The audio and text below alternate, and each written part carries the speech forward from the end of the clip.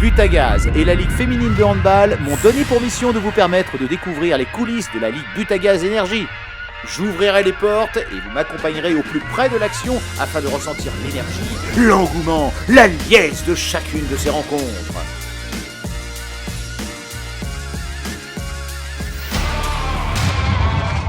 Premier arrêt, le Mérignac Handball. On va aller voir si ça gaze par là-bas. Le club de Mérignac est situé à côté du bois du Burc, c'est dans la salle Pierre de Coubertin. Nous avons à peu près 380 licenciés. Nous évoluons donc depuis cette année en première division, une dizaine d'années en deuxième division et auparavant nous étions déjà en première division mais pour des raisons financières. Et nous avons évolué en deuxième division, il a fallu du temps pour rattraper le niveau et reconstruire. Nous avons 25 équipes, je pense, dans le club. Ça va donc de la première division à de la nationale 2 chez les filles. Une équipe de moins de 18 qui évolue en championnat de France et après des équipes de seniors garçons qui évoluent en région, département. Des moins de 18 qui ont réussi à se sélectionner pour jouer en région. Et puis des équipes de moins de 15, moins de 13. Toutes les catégories sont représentées au sein du club et une école de handball.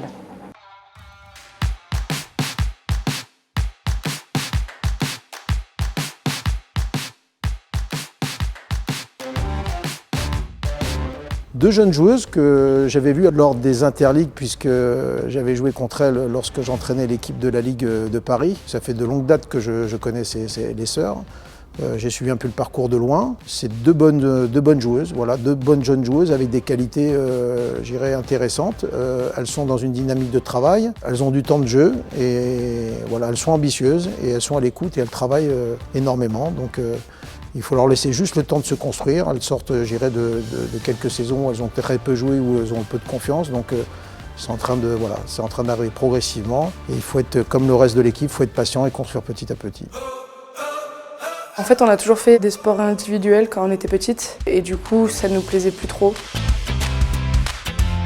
On n'arrivait pas forcément à être bien dans un sport en particulier. Et donc ma mère voulait aussi qu'on fasse des sports collectifs. Et en fait, elle a décidé un jour de nous mettre au handball parce qu'il y avait un club à Plan-de-Cuc et on habitait juste à côté. Donc du coup, elle a dit allez, pourquoi pas. Et au final, ça nous a direct plu et on a continué là-dedans.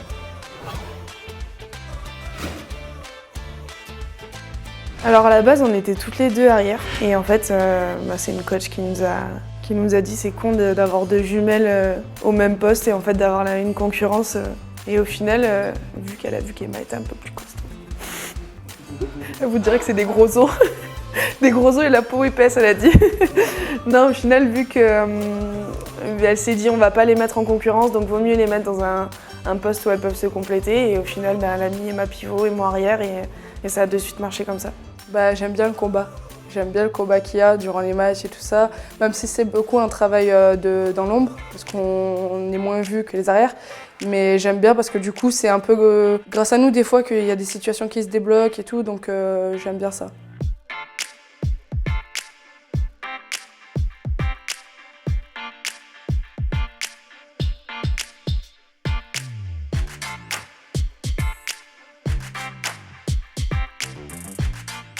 Ça apporte de la joie de vivre déjà, parce qu'elles arrivent à deux, qu'elles se connaissent, qu'elles savent parler avec tout le monde, qu'elles ne sont pas les dernières pour faire la bêtise aussi dans un groupe. Donc du coup, voilà, ça apporte beaucoup de joie et ça fait du bien de les avoir avec nous. Derrière, sur le terrain, c'est des guerrières, là, donc elles donnent tout et ça entraîne aussi tout le monde à continuer à travailler. Je dirais que Laurie, je l'appelle ma petite cracotte, hein, parce que de temps en temps, elle est un petit peu fébrile, mais elle est toujours volontaire et elle donne tout. Donc c'est une force de caractère aussi. Et Emma, c'est sa stabilité. Parce que ce soit en attaque ou en défense, elle va réussir à se reprendre assez vite pour qu'on puisse continuer à travailler. Donc voilà, franchement sur le terrain, toutes les deux c'est des guerrières et elles nous font rire, malgré elles, mais elles nous font rire. Le moment où je me suis dit que ça devenait un peu plus sérieux, le handball, ça a commencé surtout au comité. Quand on a commencé à avoir, parce qu'on a gagné deux fois de suite, on a été championne de France au comité à la Ligue. Donc j'avais adoré moi l'esprit compétition, le fait de gagner tout le monde en quelque sorte. Et du coup, grâce à ça, on a été appelé par le Pôle Espoir de Marseille. Et à l'entrée du Pôle Espoir, du coup, moi j'ai eu envie de faire du sport de haut niveau. Alors pour ma part, moi je dirais que c'est à partir du pôle en fait. du pôle espoir. Au début, on y va parce que c'est cool, on nous propose d'y aller. Et en fait,